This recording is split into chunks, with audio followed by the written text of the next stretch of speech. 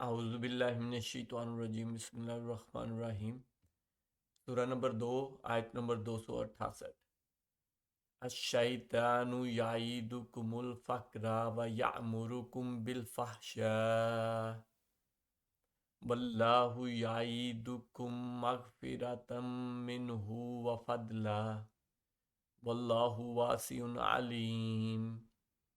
شیطان تمہیں فقیری سے دھمکاتا ہے اور بے حیائی کا حکم دیتا ہے، اور اللہ تعالیٰ تم سے اپنی بخشش اور فضل کا وعدہ کرتا ہے۔ اللہ تعالیٰ وسعت والا اور علم والا ہے۔ ہم خرچ کرنے اللہ کی راہ میں خرچ کرنے والا ٹاپک ابھی کر رہے ہیں، میں اس سے ریلیٹڈ آپ کے ساتھ آیات شیئر کر رہا ہوں۔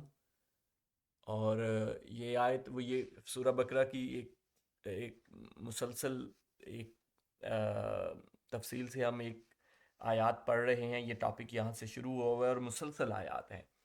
یہ 268 نمبر آیت ہے۔ لاسٹ ویڈیو میں ہم نے 267 نمبر کی تھی، لیکن 266 نمبر میں نے آیت چھوڑ دی ہے۔ وہ لاسٹ ویڈیو میں مجھے مینشن کرنا بھول گیا تھا، لیکن وہ کوئی بہت زیادہ ریلیٹڈ نہیں تھی، دو کہ ریلیٹڈ تھی انڈائریکٹلی، لیکن بہت زیادہ نہیں تھی، تو وہ میں نے سکپ کی تھی۔ اس میں اگر شروع اس میں ہی اس آیت میں دیکھیں، کیونکہ یہ ضروری تھی آیت، اس میں حالانکہ تھوڑا سا ہی مینشن کیا ہے ٹاپک سے ریلیٹڈ یہ، لیکن یہ بہت ضروری ہے، اور وہ یہ پہلی بات ہی ہے، شیطان تمہیں فقیری سے دھمکاتا ہے۔ یہ بڑی امپورٹنٹ بات ہے اس آیت میں، اس لیے یہ آیت میں کرنا چاہتا تھا کہ، اور یہ سمجھنے والی بات ہے۔ آپ یہ دیکھیں، آپ خود ذرا اپنے آپ سے یہ کویسچن کریں کہ جب آپ سوچیں اللہ کی راہ میں خرچ کرنے یا کسی کو پیسے دینے کے لیے، تو آپ کے ذہن میں آپ کو کیا چیز روکتی ہے؟ آپ اس پہ ذرا خود اپنے آپ سے کویسچن کریں، غور کریں، کبھی غور کیجئے گا ضرور کہ اگر میرے پاس فار ایگزامپل 10,000 روپے ہیں، تو مجھے کیا چیز روکتی ہے کہ میں وہ کسی کو نہ دوں یا کسی اللہ کی راہ میں خرچ نہ کروں؟ کیا چیز روکتی ہے؟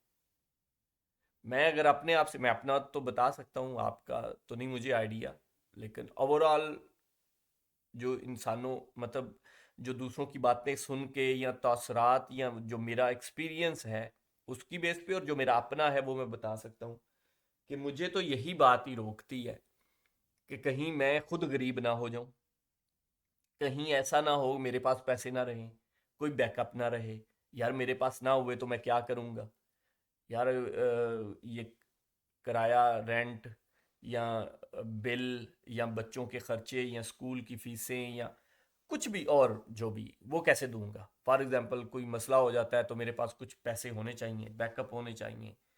تو یہی ساری چیزیں ہوتی ہیں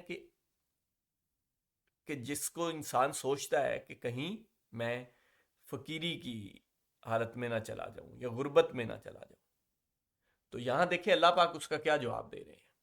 اللہ پاک اس کو تو یہ کہہ رہے ہیں کہ یہ جو تمہارے ذہن میں آتا ہے، یہ اصل میں شیطان تمہیں دھمکاتا ہے۔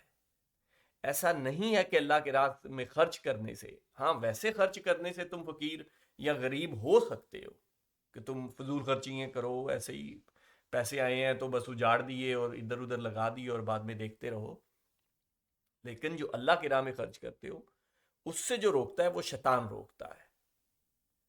شیطان تمہیں فقیری سے دھمکاتا ہے، کیونکہ یہ میں بات اس لیے کہہ رہا ہوں کیونکہ ہم ٹاپک وہی کر رہے ہیں نا، اللہ کی راہ میں خرچ کرنے، پچھلی آیت میں بھی وہی بات تھی، تو اسی لیے اسی کو کنٹینیو کیا ہے نا۔ شیطان تمہیں فقیری سے دھمکاتا ہے اور بے حیائی کا حکم دیتا ہے۔ یہ اب دوسری بات ہے، لیکن یہ دونوں بات کیونکہ شیطان یہ کرتا ہے تو دونوں ہی اکٹھی کرتی ہیں۔ اب دیکھیں اللہ پاک اس کا کیا جواب دے رہے ہیں۔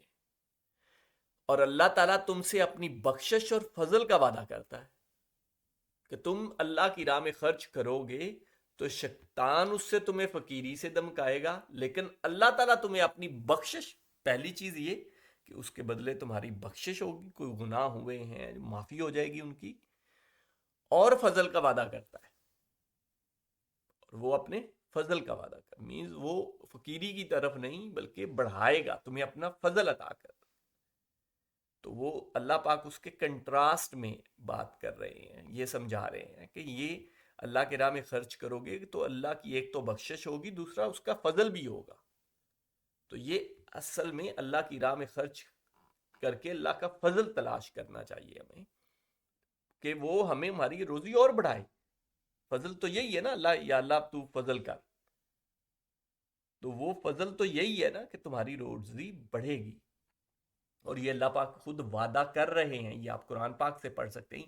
یہ قرآن پاک ہمیں اس بات کا تو یقین ہے نا یہ اللہ کی باتیں ہیں. تو اللہ پاک جب خود یہ فرما رہے ہیں تو ہمیں اس پہ یقین بھی کرنا چاہیے اور پورے پکے یقین سے اس پہ عمل کرنا چاہیے. اللہ تعالیٰ وسعت والا اور علم والا ہے کہ اس کے فضل کا، کہ اس کو وہ وسعت والا ہے، اس کو یہ نہیں ہے کہ وہ کمی ہو جائے گی یا کچھ نہیں، وہ وسعت والا ہے. اور علم والا ہے، جاننے والا بھی ہے، وہ جانتا ہے تم کیا کرتے ہو، کس نیت سے کرتے ہو، سارا کچھ. تو اس پہ آپ خود بھی غور و فکر کریں. میں وہ یہ کچھ بس ہلکی سی چیزیں پوائنٹ آؤٹ کر سکتا ہوں. مین مقصد یہ ہے کہ آپ خود غور و فکر کریں. آپ غور و فکر کرنا سٹارٹ کریں، آہستہ آہستہ آہستہ آہستہ نالج بڑھتا بڑھتا قرآن پاک کے بارے میں. اصل میں جب انسان ایک دفعہ پورے قرآن پاک کو پڑھ لیتا ہے نا، پھر وہ پڑھتا ہے تو وہ پھر اس کو پورے قرآن پاک کی اوور آل مختلف باتوں تھوڑی بہت ذہن میں ہوتی ہیں کہ اچھا اللہ پاک نے وہاں ایسا فرمایا تھا تو یہ، تو وہ پھر اس کا کنٹیکس بننا شروع ہوتا ہے. پھر 2 4 دفعہ 5 دفعہ جب پڑھ لیتا ہے نا وہ ترجمے، مطلب اپنی زبان میں. عربی میں پڑھنے سے تو کوئی مطلب ثواب ملے گا، ضرور ملے گا، لیکن ویسے کوئی فائدہ نہیں ہوگا، سمجھ نہیں بنے گی. میرا اور اس چینل کا مقصد یہ ہے کہ ہم اپنی زبان میں اس کو سمجھیں. جزاک اللہ خیر.